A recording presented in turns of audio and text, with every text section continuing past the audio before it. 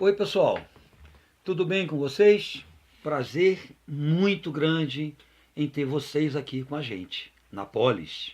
Não é? A gente agora vai atender um pedido aqui, né, da galera que vai fazer o Enem aí no final do ano. Algumas pessoas me pediram para fazer um comentário sobre Primeira e Segunda Guerra Mundial. Ou seja, um comentário em que eu pudesse meio que amarrar os dois conflitos, né? Primeira e Segunda Guerra. Por que essa pergunta? Porque já é consenso, praticamente consenso entre os historiadores. Isso é uma coisa que, felizmente, a gente também está vendo nos livros didáticos. Já há um consenso em relação à ideia de que a Primeira e a Segunda Guerra Mundial constituíram, na verdade, um único conflito. E isso tem muito sentido. Tá? Na verdade, o que a gente tem é um único conflito que teve dois momentos. O primeiro, de 1914 a 1918, então a gente tem um intervalo, e depois, em 1939, a gente tem a chamada Segunda Guerra Mundial, que se estendeu até 1945. Então, a gente começa assim falando sobre a Primeira Guerra Mundial. O que é fundamental aqui para a gente? O que levou o mundo à Primeira Guerra Mundial?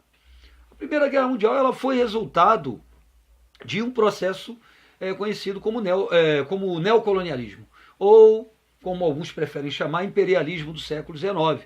Foi uma coisa que ocorreu após a Segunda Revolução Industrial, quando a gente tem a formação do chamado capitalismo monopolista, e nesse processo ocorreu a chamada partilha afroasiática. Né? Os países europeus dividiram o continente africano e o continente asiático entre si de uma forma agressiva e ali eles procuraram obter matérias-primas, mercado consumidor, fontes de energia, coisa que estava faltando na Europa em função da disseminação da Revolução Industrial. Então, houve um estreitamento dos mercados europeus, tá? Houve uma depressão, a gente poderia dizer assim, econômica, e a saída foi buscar a solução fora do continente. Daí a chamada partilha afroasiática. Pois bem, essa partilha gerou tensões dentro da Europa, gerou zonas de conflito dentro e fora da Europa, e esses conflitos acabaram levando à Primeira Guerra Mundial, né, em que nós tivemos a oposição entre dois blocos militares, político-militares, por assim dizer. A chamada Tríplice Aliança, que tinha como líder a Alemanha, e a chamada Tríplice Entente, né, que era formada aí pela Inglaterra, pela França e pela Rússia. Tá? E posteriormente a gente tem a entrada dos Estados Unidos. O incidente que levou à Primeira Guerra Mundial, ele ocorreu numa zona tensa, né, geopolítica muito tensa na Europa, que foi a região dos Balcãs, né, uma região que tem uma posição estratégica e que era disputada particularmente entre a Sérvia e o Império Austro-Húngaro. Então a gente teve ali um incidente, que foi o assassinato do herdeiro do trono da Áustria por um grupo extremista sérvio, e aí o processo, que era para ser um processo entre meia dúzia de países, acabou se disseminando, porque outros países que tinham alianças com esses dois países, a Sérvia e o Império Austro-Húngaro, acabaram se envolvendo no conflito, gerando um efeito dominó. Então o conflito se disseminou. Então nós tivemos a Primeira Guerra, que teve lá suas duas fases. A primeira foi a chamada guerra de movimentação, não havia uma estratégia, né, para um conflito daquela dimensão. Na verdade, ninguém imaginava que a coisa fosse tomar a proporção que tomou. Mas o fato é que tomou. Né? Então, assim, essa primeira fase é chamada de guerra de movimentação, porque as tropas, os exércitos em combate se movimentavam de forma meio desorganizada e tal.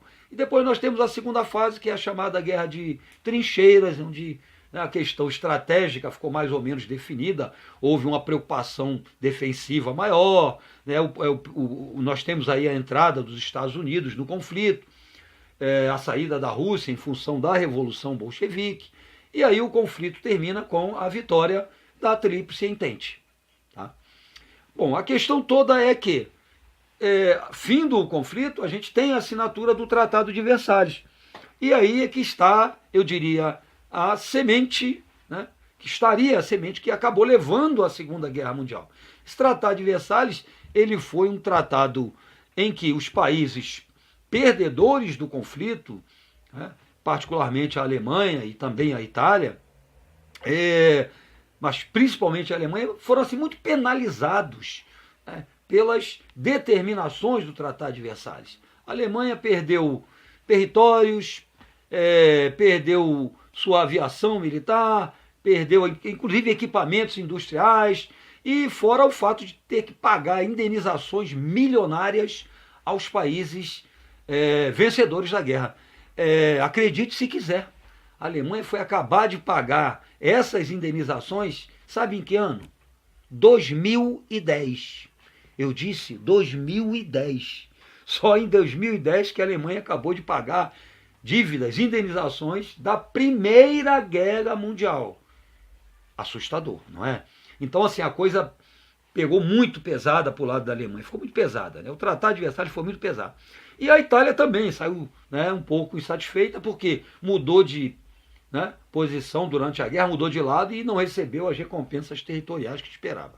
Ora, resultado, isso acabou criando um clima favorável à difusão dos ideais totalitários nazifascistas, né, especificamente na Alemanha e na Itália. Ou seja, esse sentimento de revanche, né, em função das penalizações exageradas do Tratado de Versalhes, isso aí serviu de tônica para o discurso nacionalista extremado do Partido Nazista Alemão e do Partido Fascista Italiano.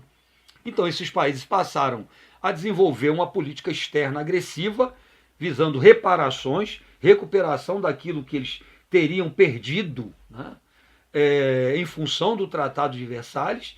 E aí, né, Hitler chega ao poder na Alemanha, se torna chanceler, Führer. Mussolini chega ao poder na Itália, se torna o Duce, o condutor. E aí, uma vez com o poder pleno na mão, eles iniciam essa sua expansão territorial. Hitler vai progressivamente conquistando, né? Ele anexa a Áustria, ele toma a região dos Sudetos na Tchecoslováquia, depois toma a Tchecoslováquia inteira, até chegar à Polônia, quando a gente tem então o início da Segunda Guerra Mundial. A mesma coisa fez o Mussolini, mas principalmente em direção à África. Tá? Então, resultado, com a invasão da Polônia, você tem a eclosão da Segunda Guerra Mundial, tá? Que colocou dois blocos em oposição novamente, né? Os países do eixo, chamado eixo Roma-Berlim, que seria Itália e Alemanha, Mussolini e Hitler. Mais tarde o Japão entra aí, vai virar eixo Roma-Berlim-Tóquio. E do outro lado você vai ter o bloco dos países aliados, mais uma vez liderado por quem? Inglaterra, França, Rússia, que não quase foi invadida pela Alemanha. Hitler foi derrotado na Batalha de Stalingrado. Tá? Depois você tem a entrada dos Estados Unidos, quando a gente tem aí o bombardeio de Pearl Harbor, né? Uma base americana no Havaí. Então aí a guerra evolui e ela termina em 1945, mas a gente conclui, né, seguramente que a Segunda Guerra, a chamada Segunda Guerra Mundial, ela foi um produto da Primeira Guerra Mundial. Por quê? Porque a Primeira Guerra Mundial alimentou o discurso dos regimes autocráticos totalitários, como o nacionalsocialismo alemão e o fascismo italiano, tá? Que acabaram, né, levando à Segunda Guerra Mundial. Então dá para a gente fazer uma sequência muito interessante. Você tem, né, o neocolonialismo, que levou à Primeira Guerra Mundial, que levou a evolução dos regimes totalitários no chamado período entre guerras, que por sua vez levou à Segunda Guerra Mundial. Não é? É bem interessante. Tá? Então os conflitos, Primeira e Segunda Guerra Mundial, na verdade, eles foram um conflito só. Tá? Essa é a grande verdade, e essa tem sido a linha de interpretação da maioria dos historiadores, né, que trabalham, né, com documentos mais recentes, todos entendem que, de fato, se tratou de um conflito só. Tá bom? Então é isso aí. Tá? A gente agradece mais uma vez o contato de vocês e reforça aqui.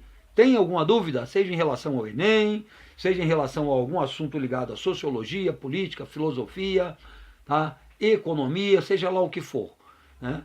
A gente está aqui pronto para responder a vocês. Muito obrigado pela visita e continua com a gente no YouTube e no Facebook e também no Instagram agora, tá? Um beijão para vocês.